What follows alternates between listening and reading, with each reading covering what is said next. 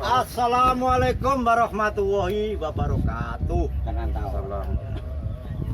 Ingkang kula hormati para kiai, para santri, para alim ulama. Satuhun ingkang dahat kinurmatan. Ing wedal dalu menika ing dusun Ngomben dipun wontenaken pengajian Al-Qur'an dalam rangka meringati Hari Santri. Lah panjenengan rawuh wonten majelis menika panjenengan dipun paringi nikmat kalian Gusti Allah. Lah panjenengan rumangsane dipun paringi nikmat menapa boten para rawuh? Lah iki lho Kak. Nggih. Nikmat kesaenan, nikmat iman, nikmat takwa. Aku ya wong jeneng ngaji. Lho, niku namine nikmat. Lah nikmat niku kedah disyukuri. Lho ngaten. Lah ing wedal dalu menika dusun Ngomben dipun wontenaken pengajian Al-Qur'an dalam rangka meringati Hari Santri. Sedaya ingkang rawuh niki santri sedaya nggih? Nggih. Santri sedaya. Lah sampean nggih pun ngertos. Nami santri. Lho. Santri. Santri niku saka tetembungan. Ya rasa. Lho. San kebagusan tri telu. Lho ngoten. Mboten kok ngawur tembung santri niki. San kebagusan tri telu. Menungso urip ning alam donya iku kedah nglakoni kebagusan telung perkara. Oh, ngono lho.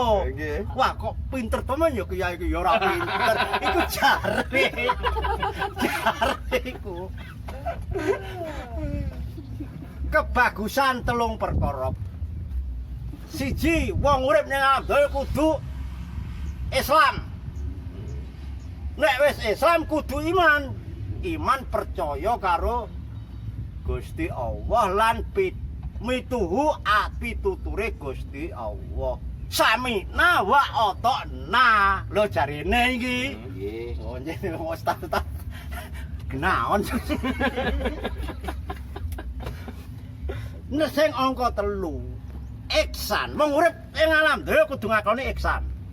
Tembung ihsan samu barang tumindak sing ala nek jenengan pun nglakoni Islam. santri sing ihsan tumindak ala mboten badhe panjenengan lampahi. Kira-kira jenengan lampahi napa mboten? Yo, tumindak ala. Lah nek sampean nglakoni tumindak ala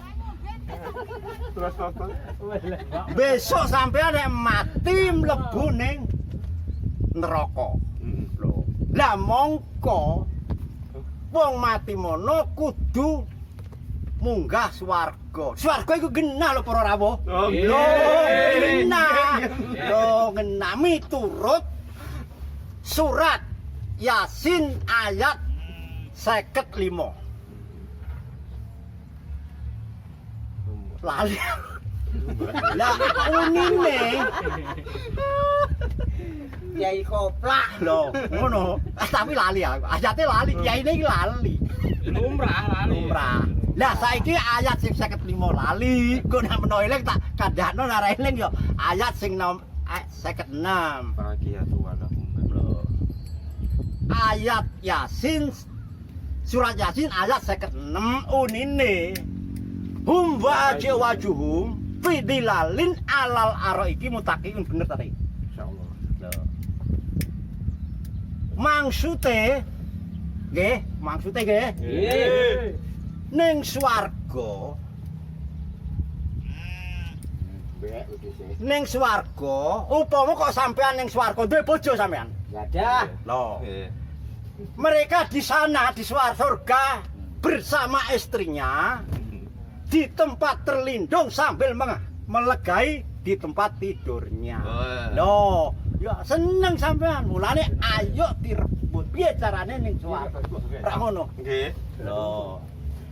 Layat sing 57. Apik ya? Lahum fiha faqihatu wa lahum mayatun. Mereka di sana mendapat buah-buahan. berbuah apa yang kau minta. Oh, nah mulane wong urip ning alam donya padha nglakoni sing apik. Lho. Iku miturut dawuh Gusti Allah sing ditulis ana ing surat Yasin ayat 57. Lah 58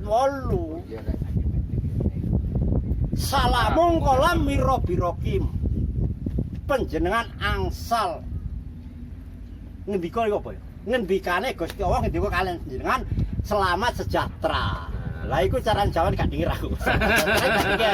Mas intine selamat sejahtera gitu ya. Dengerku selamat sejahtera. Loh, nah ayat sing 58 Wam tazul yauma ayuhal mujrimun. Wektu iku wong sing durhaka disisehno. Lho, apa meneh methik uwah iku mang?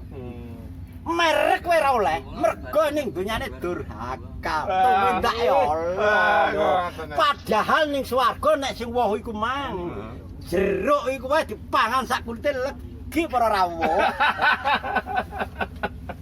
Lho. Mulane ayo padha mituhu dawuh Gusti Allah. Sing unine alam ahad ilaikum ya bani adam ala tabudu saitona innahu lakum adu mubin.